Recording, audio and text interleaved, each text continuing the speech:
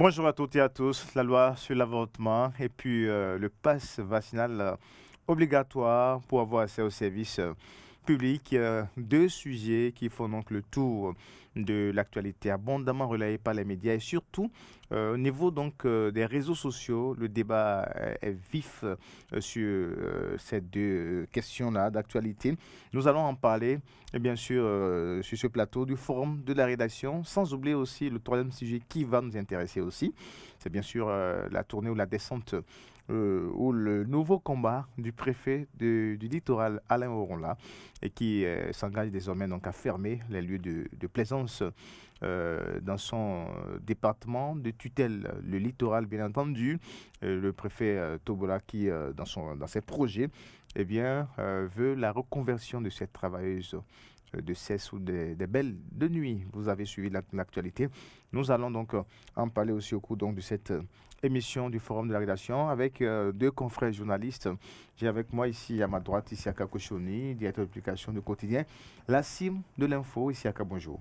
Oui, bonjour Koné Aïssé, chers téléspectateurs, bonjour également à vous, sans oublier bien sûr les auditeurs de Diaspora FM. 3 Diaspora FM. Oui. Et puis en face de vous, Abdias Soussoupé, oui, qui est déjà passé aussi sur ce plateau du forum déjà. Alors Abdias, bonjour. Bonjour Corneille, bonjour à tous les amis téléspectateurs et à tous les amis auditeurs de Diaspora FM. 102.3. Alors c'est parti pour le débat.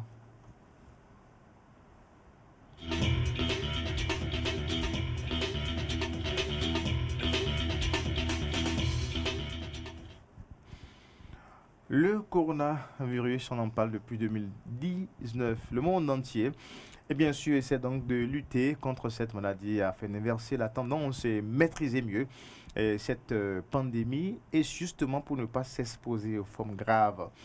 La vaccination dans beaucoup de pays déjà, surtout dans les pays du Nord, oui, il y a des pays qui sont donc à un taux vaccinal assez élevé. On parle de plus de 70% par exemple. En Angleterre, chez nous ici au Bénin, qu'en est-il la vaccination? Beaucoup de réticences encore. Le gouvernement, dans sa démarche, et bien sûr, de riposte contre la COVID-19, exhorte la population à aller se faire vacciner et justement une décision qui contraint davantage la population à la vaccination. C'est bien sûr le fait de subordonner l'accès aux services publics au pass vaccinal. Nous allons donc en parler comme tout premier sujet, puisque c'est d'ailleurs le sujet qui suscite beaucoup de réactions sur les réseaux sociaux. Il y en a qui sont pour, il y en a qui sont contre. L'essentiel, c'est qu'il faut se protéger contre un mal, eh bien, la COVID-19. Mais est-ce que pour cela, il faut donc, restons obligés donc, de porter atteinte à certaines lois de la République? En tout cas, certains pensent que le gouvernement dans cette position viole les lois de la République. D'autres pensent que face à l'urgence, il faut quand même prendre des décisions justes, efficaces pour protéger la population. Quel est l'avis de mes deux confrères sur ce plateau du Forum de la rédaction? On va commencer avec vous, Isiaka Koshoni. Alors, le pass vaccinal obligatoire pour avoir accès aux services publics. Quelle est votre réaction? Oui, et quand j'ai appris l'information que désormais, pour avoir accès aux services administratifs, il faut se faire vacciner. Il faut la présentation de votre passe vaccinal. J'ai dit, mais où est-ce qu'on veut nous conduire?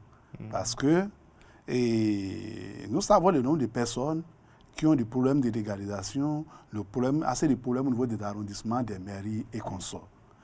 Et nous ne pouvons pas oublier aussi qu'il y a beaucoup qui sont réticents à se faire vacciner. Lorsqu'on dit avant d'avoir accès à ces services, il faut se faire vacciner. Moi, je pense que c'est une décision anachronique. C'est une décision que moi j'appelle dictature. Parce qu'un être humain... Écoutez, encourager la population à aller à la vaccination. Un être humain est libre de sa vie. Comme le gouvernement est le garant de l'état de santé des Béninois, l'homme même est le garant de sa propre santé. Si quelqu'un dit qu'il ne veut pas se faire vacciner, pourquoi on va lui imposer ça? Encore que nous ne savons pas pour le moment les effets secondaires ou bien les effets dans le temps et dans l'espace de ces vaccins. Pour moi, je crois que quand la sensibilisation a échoué, encore que la sensibilisation n'a pas échoué. Quand la sensibilisation a échoué, on dit, bon, on laisse chacun gérer sa vie. C'est un problème de sa famille. Mais aujourd'hui, dire avant d'avoir accès aux services publics, il faut présenter le pass vaccinal. Je crois que ce n'est pas du tout bien. Cette décision, et je vois ça un peu anachronique, qui ne respecte aucun ordre. Parce que lorsque vous êtes malade, mot de tête, je ne dis pas n'importe quoi, mot de tête ou bien mot de ventre, vous pouvez dire même au docteur ou au médecin qui vous traite là, ce médicament-là, je ne veux pas, en cas d'une maladie d'un individu, ça. Il y a les lois qui autorisent ça au BD. Pour dire, je ne veux pas que vous me fassiez ce traitement. À plus forte raison, un vaccin dont nous ne connaissons pas pour le moment les effets secondaires. Si les effets secondaires, c'est pour 1 an, 2 ans, voilà qu'ici, c'est imposé à tous les Béninois déjà. Si d'ici 1 an, il y a des hécatombes, 2 ans, il y a des hécatombes, c'est une perte pour nous. Je crois que cette décision, moi je le répète, ce n'est pas une bonne décision. On devait laisser chacun aller. Moi, je me suis fait vacciner. Personne ne m'a imposé cela. Je suis allé me faire vacciner. J'ai des amis, des parents qui se sont fait vacciner. Mais aujourd'hui, avant d'avoir... Si j'ai un problème, je vais rétablir par exemple mon passeport pour aller à l'extérieur. Et on me dit, avant d'avoir accès peut-être à la direction de l'immigration, il faut que je présente cela. Ça pourrait me bloquer. Oh, je vais à l'extérieur, c'est pour un travail donné. Je pense que cette décision vient plus ralentir les activités des Béninois. D'où, moi, je n'ai pas trop aimé cette décision. On devait permettre ou bien on devait laisser chacun aller se faire vacciner. Parce que chacun est responsable de sa vie, responsable de la vie de ses enfants. Maintenant, est-ce qu'on peut nous dire, voilà les effets, je l'ai toujours dit ici, qu'on puisse sortir des grands médecins, nos médecins, là, ceux qui ont fait des grandes écoles à l'intérieur ici, comme à l'extérieur, pour dire, bon, lorsque vous prenez tel vaccin, voilà les effets. Personne ne fournit aucune explication aujourd'hui, mais on l'impose à tout le monde. Et dans 2 ans, je le répète, dans 3 ans, si ça a des effets, je crois que ceux qui ont déjà fait, ils ont fait. On devait attendre un peu, voir les effets et après dire, bon, voilà, comme c'est comme ça, on l'impose désormais. Parce que je ne suis pas sûr que le ministre de la Santé ou une autorité peut dire, tel vaccin, voilà les effets secondaires. Tel vaccin, voilà ce que ça peut créer dans l'espace. On devait laisser chacun aller et se faire vacciner librement. C'est mon point de vue et ça m'engage, moi. D'accord. Alors, Abdias, est-ce que c'est aussi votre point de vue? D'accord. Donc, laisser la population ou l'individu choisir librement. Donc, ça va être, selon le DP, une décision individuelle, simplement. Non, mais quand on considère que nous sommes dans un État où vous êtes citoyen d'un État et vous n'êtes pas seul dans l'État, ce qui n'est jamais possible, vous devez forcément vous conformer à ce que recommande votre État.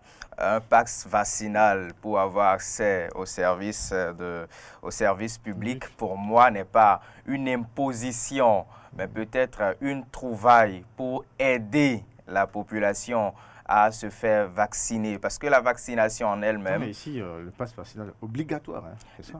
Moi, je ne le dis pas, moi, je ne vois pas le pass vaccinal comme une imposition. Si vous ne présentez pas ce pass vaccinal, vous ne pouvez pas avoir accès à Mais moi, je ne vois pas ça comme une imposition. Je vois ça comme une trouvaille pour aider les gens à se faire vacciner. Parce que vous savez, il y a beaucoup de réticences autour de la vaccination. On ne connaît pas les conséquences que cela peut avoir dans un futur proche. On ne sait pas exactement quelles sont les compositions de ces différents vaccins, voilà, et tout ça. Donc, il y a beaucoup de réticences, il y a beaucoup de questionnements. Maintenant, qu'est-ce qu'il faut faire? Nous avons sensibilisé. Encore que c'est l'État qui prend en charge l'inhumation de ces personnes-là qui décèdent de coronavirus. C'est l'État qui prend en charge tout ce qui est relatif, le traitement sanitaire et tout ça. Est-ce qu'il faut toujours continuer à investir assez de millions dans les inhumations sécurisées ou encore dans leur prise en charge, ou encore il faut passer par la vaccination pour éviter d'injecter assez de millions dans ce qu'on peut appeler le néant? Donc moi, je dis par exemple que cette décision, pour moi, n'est pas une imposition, mais une manière d'intéresser le Béninois à se faire vacciner. Encore que le vaccin n'est pas pour lui faire du mal, comme on a tendance à le spéculer parce que de toute façon, c'est une spéculation. De toute façon, aucun État... Il y en a qui auraient développé des qui auraient développé, vous avez dit. Qui auraient développé, vous avez dit. Moi, par exemple, j'ai été sur un site où le vaccin s'administre aux gens. Ben, les gens étaient gais à se faire vacciner, ils étaient contents. Mais bon, est-ce que cela dit que le Béninois a toujours peur de se faire vacciner? Non, on a plutôt... Qu'est-ce qui crée cette peur-là au sein au Bénin? C'est ailleurs, ça se fait. C'est justement... Non, mais ailleurs aussi, c'est la même chose. Le doyen le disait il y a quelques minutes encore, j'ai besoin forcément du pass vaccinal avant de me faire établir mon passeport pour voyager. Là encore, vous ne pouvez pas voyager, atterrir dans un autre pays si vous n'avez pas votre passe vaccinal. Donc, ce n'est pas seulement au Bénin qu'il y a cette lutte-là. Donc, on comprend aujourd'hui l'urgence que constitue la vaccination. Ce qui fait peut-être que les gens ont peur, c'est déjà la forme de communication qu'il y a eu autour de la pandémie elle-même dès le débat. On a toujours considéré, surtout dans les rédactions au départ, coronavirus, c'était la maladie de l'hécatombe, coronavirus, c'était la maladie qui tue, coronavirus a encore fait... Mais ça tue beaucoup mais en Europe et ailleurs, il fallait réorienter la communication de sorte à ne pas créer la psychose. C'est ce qui fait aujourd'hui que quand bien même vous parlez de vaccin, venez vous faire vacciner, la même peur est toujours là. Donc, il faut trouver un mécanisme pour quand même faire vacciner, pour quand même avoir beaucoup d'adhésion afin de ne plus continuer à investir des millions dans le traitement et dans les enterrements. Dans ce débat, Abdias, Isiaka, il y a quand même deux questions fondamentales. La toute première, alors pourquoi obliger, même si pour vous c'est intéressé, alors pourquoi obliger la population à la vaccination quand on sait quand même que la vaccination n'empêche pas la contamination? Le sujet peut être contaminé, mais ne s'expose pas à des formes graves. Ça voudrait dire que la vaccination ne saurait être un moyen forcément pour limiter la propagation de la pandémie. Alors pourquoi alors justement, si déjà les gestes barrières qu'on doit observer pour limiter la propagation là, ces gestes barrières sont respectés déjà dans l'administration, dans les maisons, dans les communes, dans les entreprises, et quand on sait que là, on est sûr quand même de limiter la propagation, mais la vaccination qui ne permet pas, qui ne m'ouvre même pas à l'abri d'une propagation. Alors pourquoi, en ce moment, on impose la vaccination et au même moment, pour connaître son état, on demande maintenant de payer de l'argent? C'est justement ce pourquoi moi je parlais d'intéressement. La politique paraît un peu plus confuse maintenant. Non, la politique de l'État paraît un peu plus confuse à ce niveau. Alors, justement, maintenant face à cela, est-ce qu'aujourd'hui, on est en droit d'imposer, si déjà on sait que ça ne limite pas la propagation, parce que c'est ce qui est fondamental, c'est limiter la propagation, puisque le sujet doit être contaminé d'abord, avant d'attraper la maladie. Alors, voilà le vaccin qui ne vous empêche pas d'être contaminé, mais simplement, ça vous évite les formes graves. Non, mais est-ce qu'il faut s'exposer soi-même aux formes graves de la maladie? Non, mais je pense que ce serait un peu bizarre de se choisir soi-même, de dire, bah, aujourd'hui, moi, j'ai pris l'engagement de m'exposer aux formes graves de coronavirus, alors que je peux me vacciner pour éviter les formes graves. D'abord, on a toujours les gestes barrières qu'on doit toujours respecter. Et vous parliez du test qui est toujours le test qui est payant, le test qui est devenu payant, alors que la vaccination est gratuite de toute façon. Mais est-ce que vous allez vouloir faire le test ou vous allez vouloir faire la vaccination? Ça dépend. Ça dépend de qui vous êtes.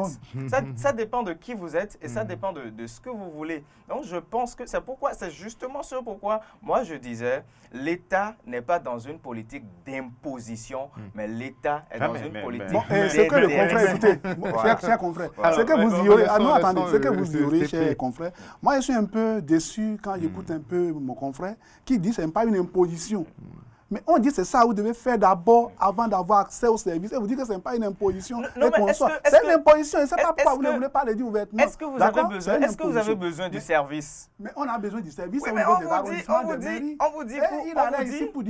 vous dit pour quitter le Bénin pour l'Israël, il faut forcément prendre un avion. Mais vous ne voulez pas ça. Qu'est-ce que vous voulez? Ce n'est pas une imposition. Lorsque vous dites que c'est une imposition, c'est une imposition, cette politique-là. Pourquoi on ne pouvait pas dire les arrondissements, les mairies, on peut aller et respecter les gestes barrières? Et c'est ça, l'alimentaire principal a demandé là. Le vaccin, ce n'est pas que lorsque vous faites votre vaccin, le mal s'éloigne de vous. Pour quelle raison, donc, on va dire avant d'avoir accès au service, il faut quand même que l'on fasse ce vaccin? Parce qu'avant de tomber malade, est-ce qu'on est prêt à s'exposer aux formes graves?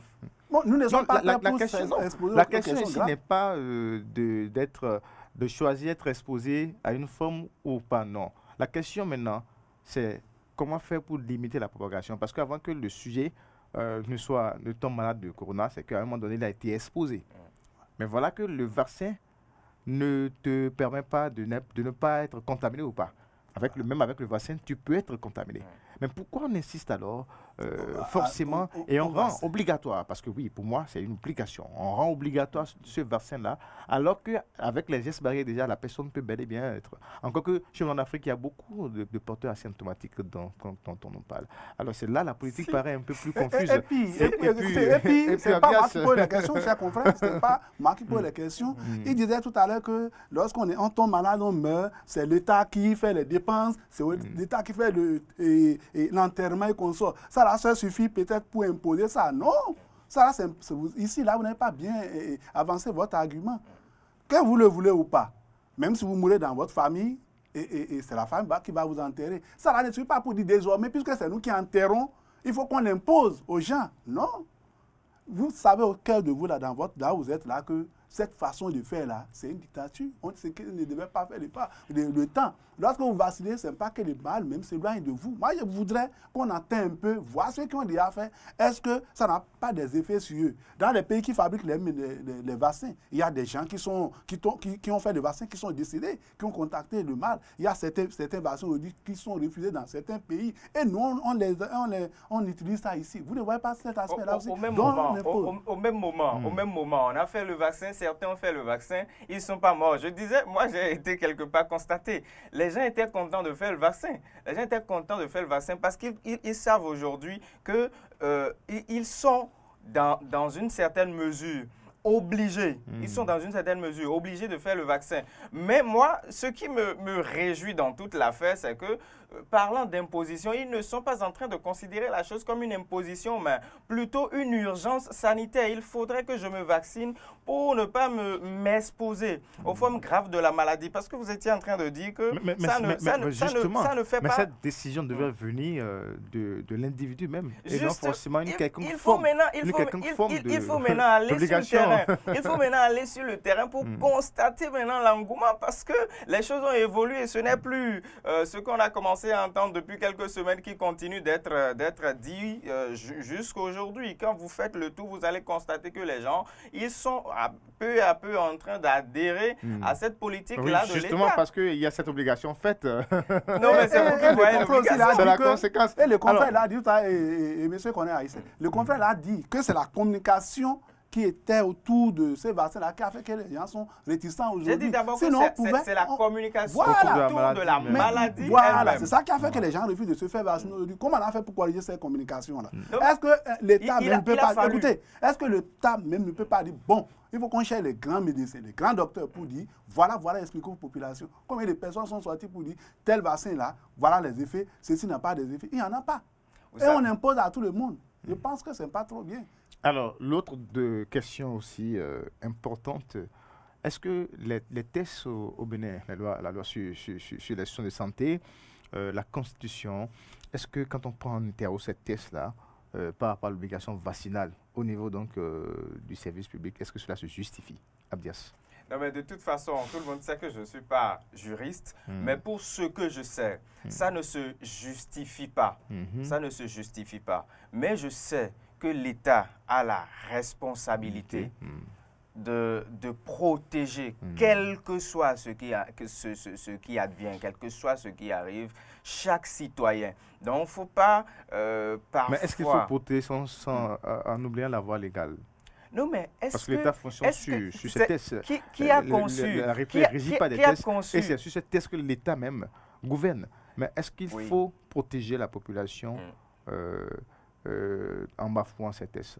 Je ne dis pas que c'est ce qui se fait actuellement. Je ne le dis pas. Moi non plus. Moi non plus. Je ne le dis pas. Mais je pense à un certain moment, il faut savoir prendre certaines mesures. Il faut savoir prendre certaines mesures exceptionnelles pour ne pas arriver au pire, pour ne pas arriver au pire. Je pense que c'est cela la politique de l'État. Donc, il faudrait forcément, moi je le dis, il faudrait forcément que tous les Béninois aillent se faire vacciner. Moi, je ne veux pas dire imposer. Il faudrait forcément que tous les Béninois aillent se faire vacciner. C'est ça le plus important parce que quel que soit le débat, quel que soit ce qu'on dira, personne ne voudra mourir de coronavirus. Personne ne voudra mourir de coronavirus. Donc, vous n'êtes pas d'accord avec le SG de la Cour du Bénin qui a été clair que c'est une violation des tests législatifs. Mon cher Abdias, prenez les pays que nous copions. Aujourd'hui, nous sommes, et comment on va appeler, la France est notre image ici. Quand la loi sur le pass avait été, quand le gouvernement avait décidé d'imposer ça, vous avez écouté un peu ce qui s'est passé là-bas. Au moins ici, il faut introduire une loi au Parlement. Donc, le Parlement doit voter d'abord pour dire, bon, c'est obligatoire. Ce n'est pas qu'on se lève un jour, un bon matin pour dire, voilà, on impose à tout le monde. Mais il faut respecter un peu aussi la population. Il ne faut pas perdre de vue de ça. La France qui est notre mère, là-bas, quand ils ont imposé, les parlementaires ont refusé. Ce n'est pas qu'ils sont revenus maintenant pour dire, bon, on envoie les dossiers au Parlement avant que ça ne soit accepté. Mais pourquoi nous, maintenant, on se lève 28 personnes ou bien 30 personnes se retrouvent lors du Conseil des ministres pour dire, bon, on va l'imposer aux populations. Je pense que ce n'est pas trop bien. Moi, je pense que... Et tu sais bien. Je pense que chaque État est souverain. Je pense que chaque État est souverain. Mais l'État aussi a une loi. La loi, lorsque vous êtes malade vous-même là, vous refusez de vous occuper des vaccins. Je pense que chaque État est souverain. Voilà. Ce qui se fait en France n'est pas forcément ce qui doit être dupliqué ici chez nous au Bénin. Donc, si vous dites que 28 personnes se retrouvent pour imposer un vaccin à la population, je ne serai pas d'accord avec vous. Pourquoi? Parce que nous avons élu un président de la République. Le président de la République, c'est nous-mêmes qui nous sommes réunis et qui avons porté notre choix de lui.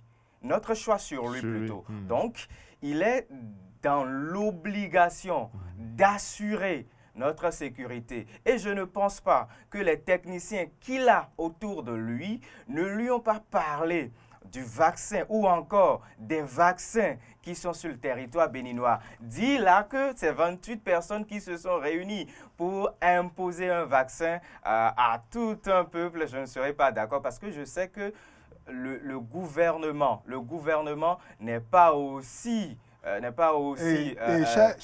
bizarre ou n'est pas aussi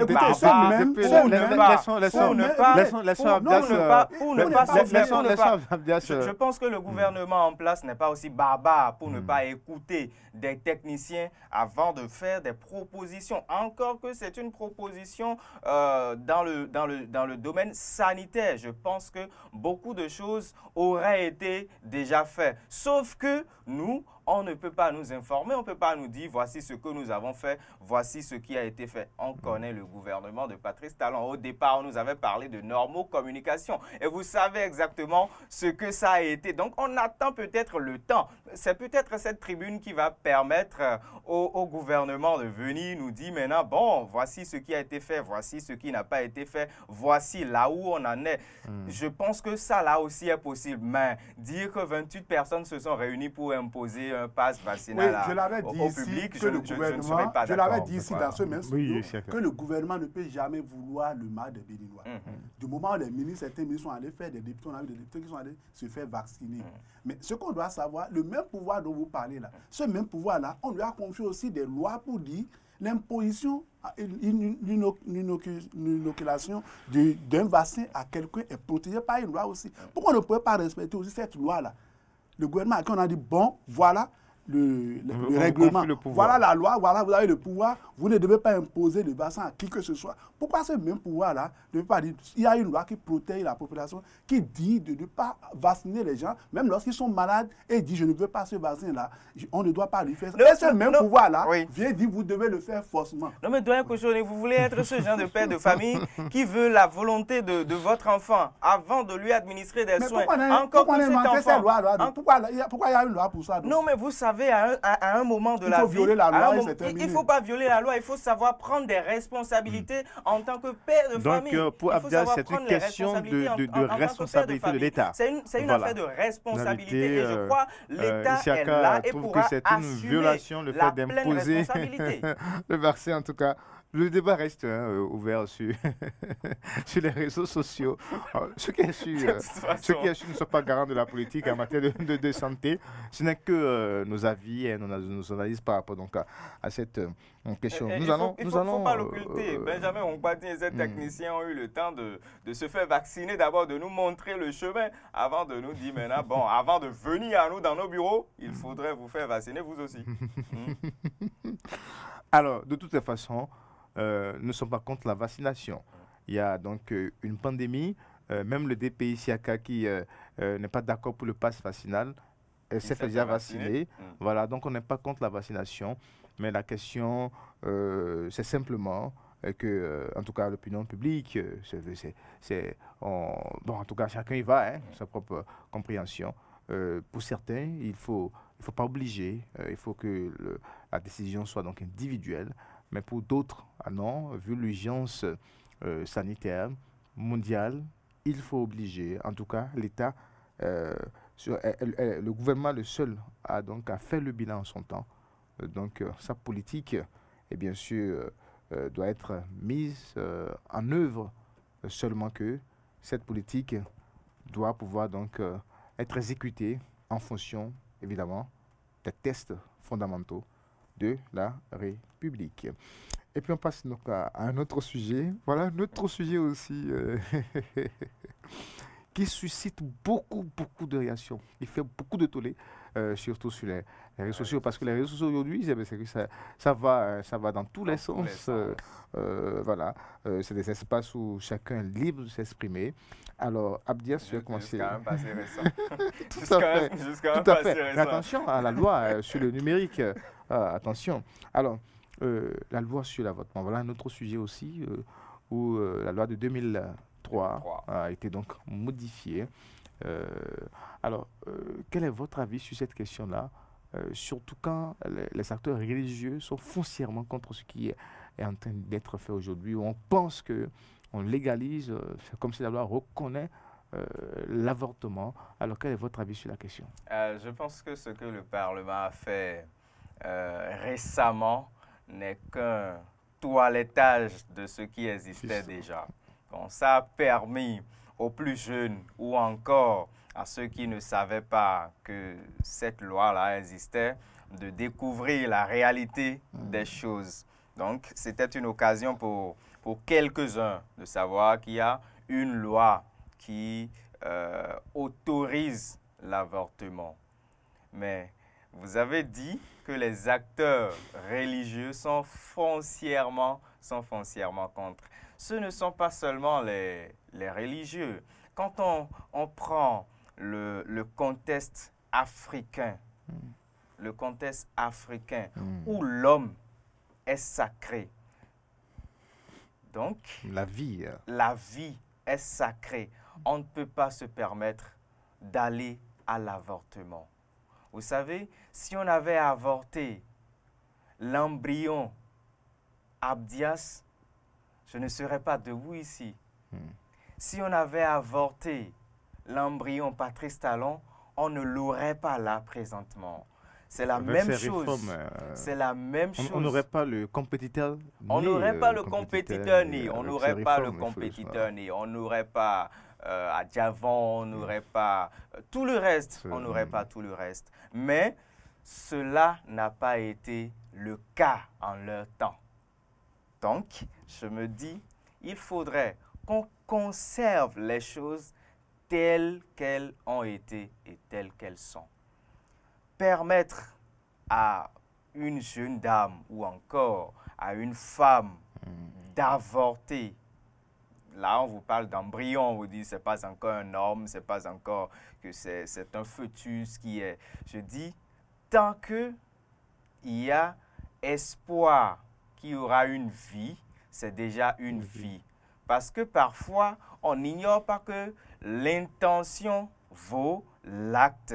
Et là déjà, on a une formation qui est dans votre ventre. Et vous vous permettez de l'enlever. Je ne crois pas que c'est une bonne chose. Et là, vous avez les députés qui n'ont pas assez d'arguments pour convaincre le public. On dit, mais s'il y a de malformations ou encore si la personne a été violée, elle est tombée grosse. Qui a dit qu'un enfant bâtard ne sera pas président de la République? Qui a dit qu'un enfant de la rue ne sera pas président de la République? Qui l'a dit? Personne ne l'a dit. Notre destin ou encore notre devenir n'est pas forcément lié à la façon dont nous avons été conçus ou à la façon dont nous avons grandi dans la société. Non. Donc, il ne faudrait pas écourter une mission terrestre sous prétexte qu'on a des difficultés ou sous prétexte qu'on a rencontré des difficultés. L'autre chose dont on parle de malformation. Ben, s'il y a malformation, si vous voulez avorter, avortez. Mais soyez sûr que quand on avorte, il y a toujours des conséquences. Et la loi sur l'avortement ne vient pas vous protéger des conséquences de l'avortement. Que ce soit les conséquences sanitaires, les conséquences spirituelles et bien d'autres. Donc, ce que moi je propose, c'est que chaque Béninois soit responsable face à cette loi-là qui parle de l'avortement. Donc, qu'on soit vraiment responsable. On me dira qu'on a violé une fille au bord de la voie, quelque chose, ou dans un marché où elle est tombée enceinte. Donc, on lui permet d'avorter. Ce n'est pas sérieux. Ce n'est pas sérieux. Et moi, même avec cette loi, lorsque la femme est dans certaines situations de difficultés, voilà, un peu démunie, elle peut.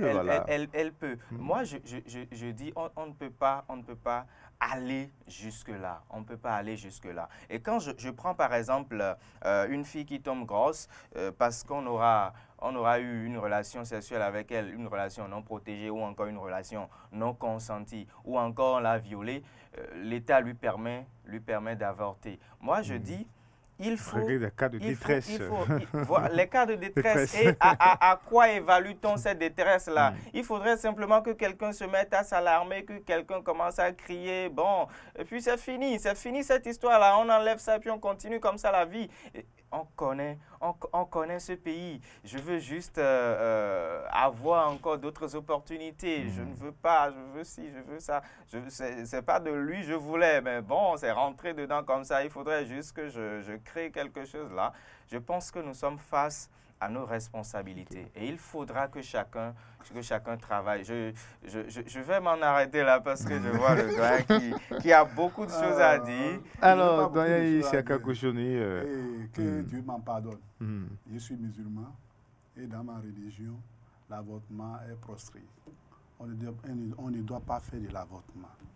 Mais je pense que cette décision, si on veut mieux faire des analyses, c'est une bonne décision. Oui. C'est pour ça que j'ai demandé à Dieu de me pardonner. C'est mon point de vue. Vous avez choisi péché. Et vous lui demandez encore de vous pardonner. Vous avez choisi.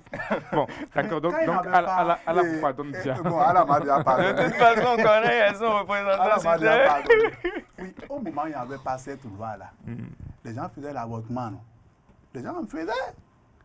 Et il en meurt.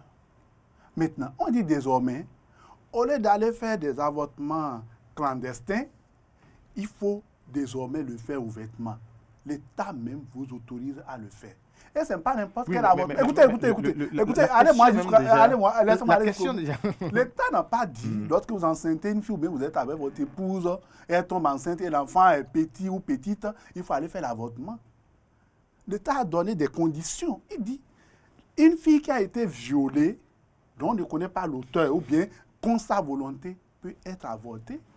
L'État a Mais, dit. mais Écoutez. Le fruit, pourquoi on rejette le fruit d'un viol? Bon, d'un viol, Si qui c'est sera une- son c'est- père? c'est Qui une sera vie. son père? Mais c'est Qui quand même sera une son vie. père? Oui, je ne refuse pas. Mais qui est le père de l'enfant qui naîtra? Les dernières réformes sur la paternité aujourd'hui au Bénin permettent quand même à la femme aussi parfois de donner son nom à l'enfant. On ne refuse pas. Mais Alors, est-ce que c'est parce qu'il y a vous, viol vous allez qu'il faut accepter, supprimer une vie? Écoutez, vous allez accepter qu'on vous dise aujourd'hui que vous n'avez pas de père.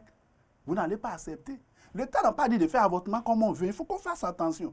L'État dit un père qui est enceinte sa propre fille est autorisé à ce que qu'on fasse l'avortement. Mais Vous c'est encouragez la quoi? question. Vous encouragez Il y a- quoi? il y a- Vous encouragez Vous encouragez quoi? Les gens le faisaient. Il y a un Mais vous problème encouragez- d'éthique écoutez, qui Les gens se le pose. faisaient, mais vous Est-ce que- encouragez l'État quoi? dit aujourd'hui, Qu'est-ce que vous encouragez? Est-ce que simplement, pour des questions de convenance, il faut supprimer une vie? C'est ça. Je sais que même Dieu est contre l'inceste. Dieu a interdit l'inceste. Mais lorsque ça arrive et qu'il y a une vie qui est conçue, je suis d'accord. il faut qu'on supprimer. analyse les choses à notre Est-ce qu'il y a place. des raisons pour supprimer une vie? C'est ça, justement. Ce n'est pas une raison pour supprimer. Mais mettons-nous à la place des gens. Qu'on dise aujourd'hui qu'Ochoni a enceinté sa fille. Et dans 10 ans, dans 30 ans, on va dire, bon, c'est la fille de Kochoni et c'est Kochoni qui l'a enceinté. Mais c'est bizarre, on ne peut pas accepter ça.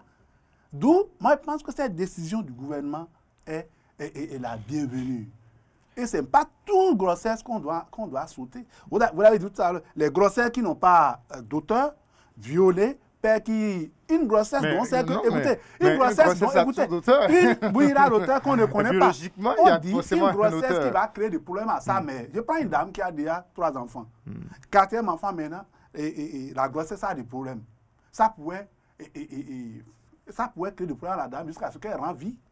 On dit dans ces cas de figure... Oui, il y a des cas de cliniques, ça peut se Vous pouvez comprendre. enlever ça. Mais Moi, je ne sais pas pourquoi on pour l'ouverture, Vous faites parlez pas pour d'une vie, hein. On peut l'ouverture. enlever ça Pour l'ouverture, facilement faites comme pas. ça. C'est ça, elle dit que Facilement comme ça. faisons un peu l'analyse et mettons-nous à la place de ces gens de grossesse dont le gouvernement dit. Non, parce Il faut qu'on fasse qu'aujourd'hui, mais ça peut ouvrir la voie à beaucoup de déviance. Aujourd'hui, Mais ça, c'est pratiqué, non? on peut. Ça se pratiquait depuis en cachette, avortement clandestin. Je vous raconte une histoire. Oui, mais est-ce que cette loi, parce que là, il y a un argument avancé par l'autorité et surtout le ministre de la Santé qui est très discutable. Alors, est-ce que c'est parce qu'aujourd'hui, la loi reconnaît d'une certaine façon l'avortement et ouvre certaines ouvertures que cela empêche ou que cela réduit complètement l'avortement clandestin? Mais lorsque vous enceintez en désordre, Parce que pour moi, l'État n'a pas forcément besoin de modifier cette loi pour lutter contre l'avortement clandestin. L'État peut trouver d'autres moyens mais pour quels lutter sont contre les moyens, par exemple, quels moyens on peut trouver si c'est Mais pas... l'État Lorsque connaît, vous le savez système que... sanitaire, le plateau technique, l'État connaît. Il y a quelque chose que mon aîné, mon doyen ne comprend pas. Ça, il faut que je le dise, ça peut l'énerver. Mais vous allez accepter, on ne sait jamais. C'est un mauvais comportement. Que vous enceinte votre fille et qu'on garde l'enfant jusqu'à Mais la question n'est pas Mais là. vous allez accepter, écoutez, vous allez accepter qu'on dise un jour, écoutez, est-ce que vous allez accepter un jour pour montrer, ou bien quelqu'un qui avait bout de lui, là, on ne connaît pas son papa? Moi, je pense qu'il n'y a pas de raison pour supprimer une vie. Lorsque, quel que soit l'acte, que l'acte soit catholique ou pas, et que déjà il y a une vie qui prend naissance, je crois qu'il n'y a pas de raison pour supprimer cette vie. Je pense que en aucun cas, on doit faire l'apologie de ce qui est mauvais. On doit faire l'apologie de ce qui est mauvais. Mais l'avortement, c'est mauvais. La grossesse qui peut tuer une dame, on l'enlève, vous voyez que c'est mauvais. On l'enlève. Vous parlez d'une vie. On l'enlève. Vous parlez d'une vie. Je suis d'accord, on ne doit pas faire l'apologie de ce qui est mauvais. Quand vous dites, par exemple, qu'un père a enceinté sa fille et l'État lui permet d'enlever ça veut dire que désormais, quand cette grossesse, on sait ça, ça veut dire que facilement désormais on peut dire à sa fille à l'intérieur, mais non, mais quand la fille sera en train de dire papa, non, on fera pas ça, papa est quand même, il sera quand même à l'aise dans un confort bizarre, dans un confort bizarre, de lui dire que ah non, attends, la loi nous permet quand bien même tu seras grosse d'enlever la grossesse. Vous ne pouvez pas enceinter ça, votre fille. Mais si ça arrive. Non, mais pourquoi justement vous défendez tout ça? Pourquoi vous défendez justement depuis ça? Moi, je pense qu'il faut quand même retourner à la base, éduquer la population, éduquer la jeunesse. Pourquoi est-ce que les sociologues sont là? Qu'est-ce qu'ils font dans le pays? Éduquer la jeunesse, éduquer En tout cas, il y a encore le phénomène qui va prendre beaucoup d'ampleur dans les écoles, à l'université et tout ça. L'université te dira, mais attends, quand on va faire ça, on a la possibilité d'enlever parce que la loi nous permet. On va enlever, tes parents ne pourront rien dire, personne ne pourra brancher parce que la loi nous protège. Vous voyez, ça ouvre la voie à beaucoup de déviance. C'est vrai, on veut régler un problème, mais le problème en lui-même ne peut pas être réglé comme ça. Le problème en lui-même que le problème sera plus réglé. Le problème ne sera pas clandestinement, non? Non, mais ça n'empêche pas que cela continue. Non, clandestinement, ça dit il meurt. Écoutez. Les gens font clandestinement et ils trouvent la mort. Vous avez fait ça clandestinement, fait ça ouvertement. Écoutez, vous parlez de clandestinité.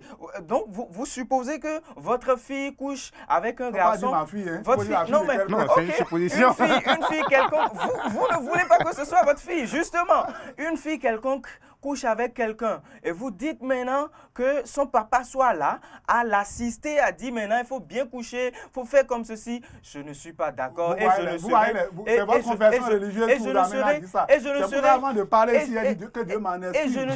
Et je ne serai jamais d'accord. Vous n'avez jamais fait. Même si c'est pas une affaire de religion, Abdias ne sera jamais d'accord parce que moi, on ne m'a pas avorté. Écoutez, il y a des enfants qu'on n'avorte pas. Quel que soit ce que vous faites, quoi que vous fassiez, l'enfant ne va jamais descendre. Si vous êtes allé dans un centre de santé spécialisé, c'est difficile. C'est clandestinement là qui tue. C'est ça, Abdias ne veut pas comprendre. Même si vous allez, aujourd'hui, il y a un aspect, Abdias est ici à Cap. Cela ne vous exclut pas les conséquences. Il y a un aspect il y a un aspect que nous oublions. Il y a un aspect que nous oublions.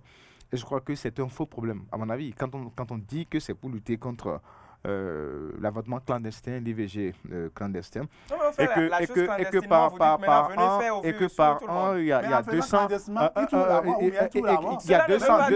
par an. Alors, pourquoi ça se fait de façon clandestine? C'est ça, parce que justement, on sait que même si la loi l'autorise, on sait que la société est contre. C'est ça justement, c'est pour ça que les gens, ils préfèrent faire ça clandestinement. Parce qu'on sait que la société ne légalise pas cela. Et que chez nous, surtout en Afrique, alors vu donc nos croyances, et puis le respect de la tradition, le respect de l'homme, alors les valeurs humaines, que c'est contraire. C'est pour ça que les gens, ils décident parfois d'aller le faire clandestinement. Alors lorsque vous me dites qu'il y a une loi, alors qu'il y a le poids, le regard de la société, quand on dit, mais c'est cette dame qui avorte, elle venait d'avorter. Alors c'est justement pour ça. Ça veut dire que si on se base sur ces réalités de notre culture, ça veut dire que même cette légalisation ne résout pas le problème. Les gens vont continuer toujours pas choisir la voie clandestine pour faire l'IVG. Alors ça veut dire que la loi n'a peut-être rien apporté de nouveau. Je vais vous raconter une histoire. Ça doit être en 2003 ou 2004. J'étais devant le portail du campus là, et il y avait une fille qui demandait autostop. Et un monsieur est venu, le monsieur a pris la fille, et ils allaient. Arrivé au niveau du carrefour Ita, là, si vous connaissez bien l'endroit, au niveau du carrefour, la fille était tombée derrière la moto là. Et que s'est-il passé? La fille était allée faire l'avortement en cachette, et c'est arrivé au niveau du carrefour là, que la fille est tombée. Le monsieur qui a pris la fille a eu des problèmes.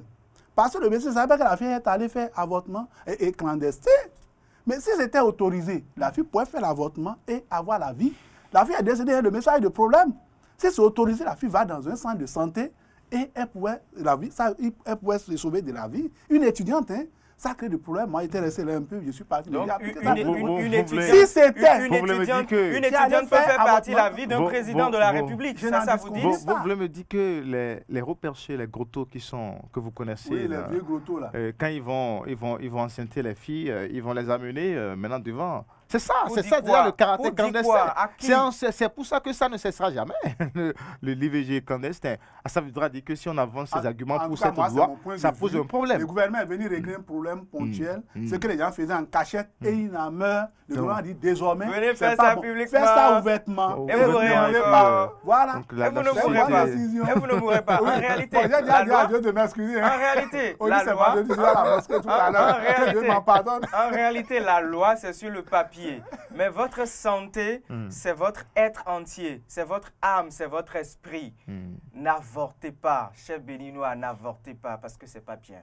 Vous Cher avez déjà Benoît, dit... si vous savez qu'il y a une grossesse qui va vous écouter la vie, allez le faire. Encore que le gouvernement a autorisé. Là, s'il y a de péché, c'est le gouvernement qui en prend. Et non l'individu qui a fait. Le gouvernement de mon pays a accepté. Je vais aller faire mon avortement. C'est le gouvernement qui est le pécheur. C'est pas on dit Vous êtes souvent complice, dans vous nos savez. religions que le Vous êtes salut, complice, vous savez. le salut individuel. Mais si vous vous avortez, c'est pas le Non, c'est le Corneille, gouvernement. c'est hein. pas le Corneille, gouvernement qui va Corneille. appeler la prière. Corneille, on va pas rentrer C'est dans le la... gouvernement qui est autorisé. Corneille, on va pas rentrer dans si la vous avez- si vous considération avez- religieuse. Pourquoi aujourd'hui, lorsque C'est vous pas avotez, il n'y a l'État, pas de c'est pas péché? l'État d'aller payer les Corneille, on conséquences. va pas rentrer dans la considération Merci à vous. religieuse. Merci à vous, Issa Kakoshoni. De toute façon, Merci à vous. n'avortez pas. Parce Alors, que si vous avortez, vous Non, mais mourrez toujours. l'autre sujet aussi qui a fait couler beaucoup d'encre et de salive, c'est la décision du préfet du littoral, Alain Orola. Alors, Alain Orola qui désormais, eh bien, dans le littoral, ne veut plus voir les belles de nuit.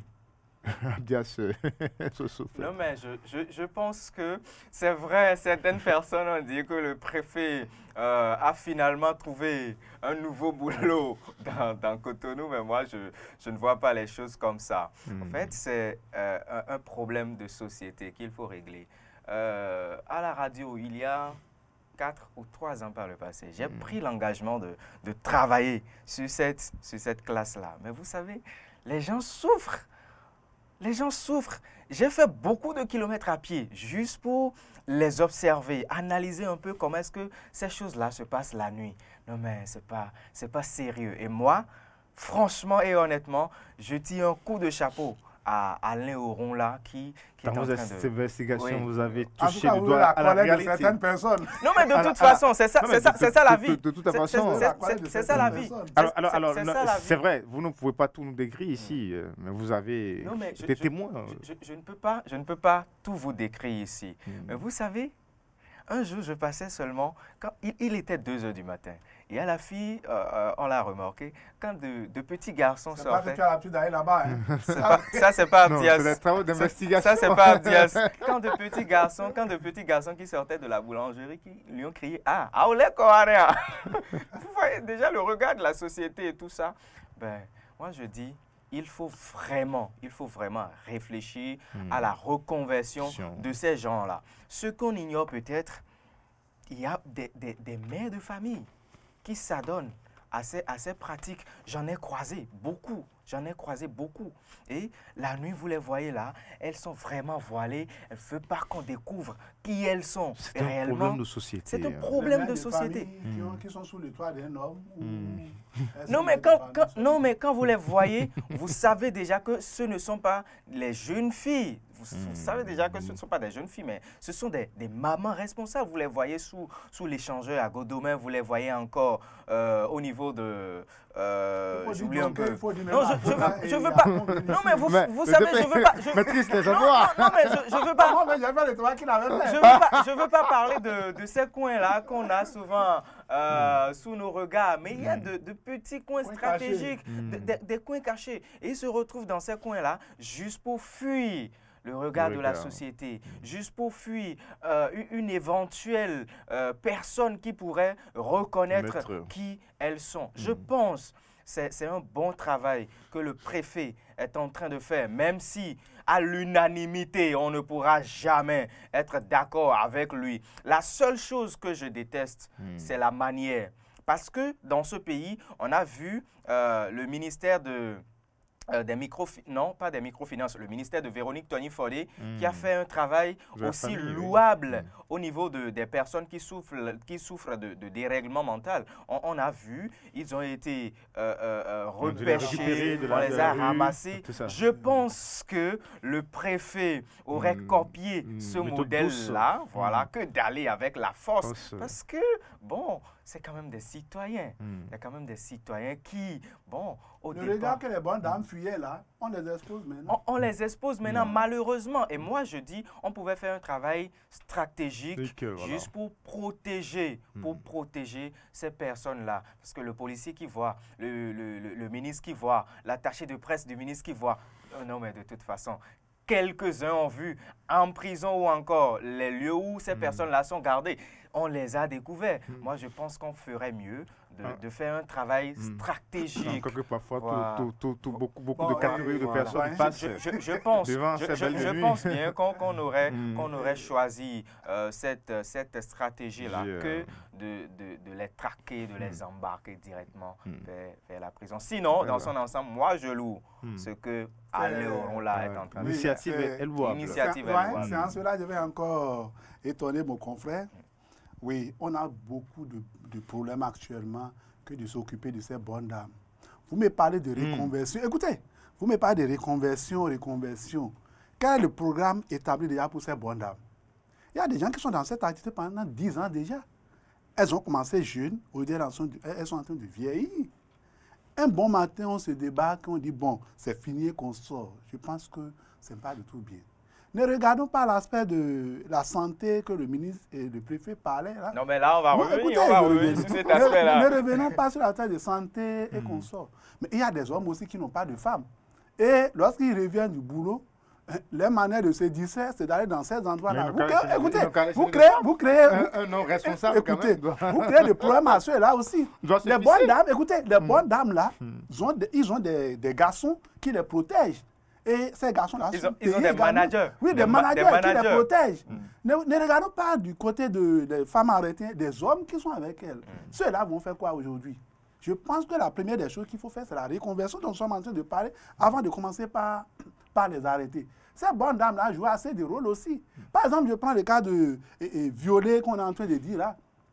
Tu sais que violer une personne, ça peut m'amener en prison. Avec ton 2000, ton 3000, tu es satisfait, on oublie tous ces aspects-là. Et on voit que c'est le problème de santé. Écoutez, on voit seulement que l'aspect de santé, on oublie de la pub. Je ne fais pas de la pub, c'est une réalité. Tel qu'il a dit, moi j'ai été allé à Dionké une fois, dans ce même but, à Goudomé, là, j'ai été. Actuellement, il y a ça, à Calavi ici. Je vais et je vois ce qui se passe. Vous ne pouvez pas avoir une femme qui n'a pas un homme. Et quand les hommes là finissent, c'est l'argent qu'ils dépensent, ils déboursent pour elles. Mais aujourd'hui, on dit que vous ne devez pas mener les activités. Et il n'a rien pour dire, voilà, quand vous allez laisser l'activité, voilà ce qu'il faut faire.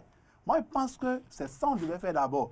Et le confrère, le confrère a dit tout à l'heure, pour les cas de ceux qui, les aliénés et mentaux, là, il y a un programme. Lorsque vous les prenez, on les envoie quelque chose pour les traitements.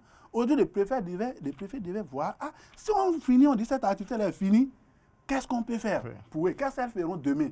Mais on ne voit pas tous ces aspects-là. On se débat, on les ramasse, tout comme le préfet a un problème contre les bonnes dames. Non, je ne dis pas qu'il a un problème contre elles. Mais cette façon de faire-là, moi, je n'ai pas trop aimé aussi. Et lorsque le préfet dit qu'il est en train de lutter contre le mal là-dedans, il ne peut même pas. Il va ramasser seulement quelques femmes. Aller dans les buvettes. On ne connaît pas l'état sérologique de ces dames-là. Aller dans les buvettes. Ces bonnes dames-là sont dans les buvettes les nuits. Et lorsque vous allez boire, le gérant de la buvette dit, bon, j'ai des clients, hein, et ainsi de suite. D'où cette lutte-là, aujourd'hui, c'est une lutte incertaine, comme un confrère l'avait écrit, c'est une lutte incertaine. On veut seulement martyriser les bonnes dames, et ça ne peut jamais finir. Parce qu'il y a beaucoup de coups pour ces dames-là. Je pense quand même que la démarche, même si aujourd'hui la forme ou bien la procédure est à condamner, je quand même que l'initiative est louable du préfet. Il faut quand même rééduquer. On sait que oui. Pour le moment, ça permet à ces dames, à ces belles de nuit, de subvenir à leurs besoins, mais ça, ce n'est pas un métier. Même si c'est le plus vieux. Mais ça existe partout. Allez à Décro, à Lomé, allez à Chose-au-Ghana, c'est partout. Ne parlez pas de Lomé, ne parlez pas de Lomé. Ça existe partout. Pour Lomé, ça, c'est encore un autre cas. C'est encore un autre cas. Ne parlez pas de Lomé parce que... Écoutez, mon frère, il y a pas un endroit en Afrique que vous allez, vous ne pouvez pas trouver. Moi, je connais au moins le cas de Lomé. J'ai été au Ghana, j'ai demandé où est-ce qu'elle reste. Je pouvais faire la comparaison entre la propriété, tout ce qui se passe pour les Bénin et pour les Togo. Pourquoi on s'élève désormais pour dire, bon, on ne doit pas assister à ça. Vous avez approfondi tellement le travail que vous avez découvert. Alors, Même merci, les subtilités de ces travaux-là. Merci, Siaka. Ce que je voudrais dire en dernière position, c'est que il faut reconnaître que ce que le préfet, l'initiative du préfet est une très belle, très bonne initiative. Mais la procédure est un peu biaisée. Voilà, on peut y réfléchir et trouver le mécanisme de réinsérer ces personnes-là. Qu'est-ce qu'on veut? On veut manger. On veut rien d'autre que ça. Sauf que la manière de manger fait appel à l'impudicité et le préfet dit qu'on est exposé. Donc, oui, c'est pas on est exposé, mais il faut qu'il mûrisse encore sa réflexion. Et je pense que voir comment reconvertir vous allez ces bonnes continuer à dames-là. faire vos bonnes investigations dans ce domaine. Et je pense que, non, mais de toute façon, si Alain Oron a besoin de nous, on est là, on va lui fournir tout ce que nous avons pu recycler. Merci Siaka Kochoni, merci à vous Abdias Sosoupé, attention, Abdias Sosoupé. Eh bien, merci également à toute l'équipe de réalisation, Siouéou et puis Jean-Baptiste Boko, sans oublier Didier Guédou et toute son équipe. Retrouvez aussi le forum de rédaction sur la 102.3 vendredi à 18h et puis sur Eden Télévision à partir de 21h. Merci à toutes et à tous. On se donne rendez-vous pour la semaine prochaine. Au revoir. Ciao, ciao, ciao.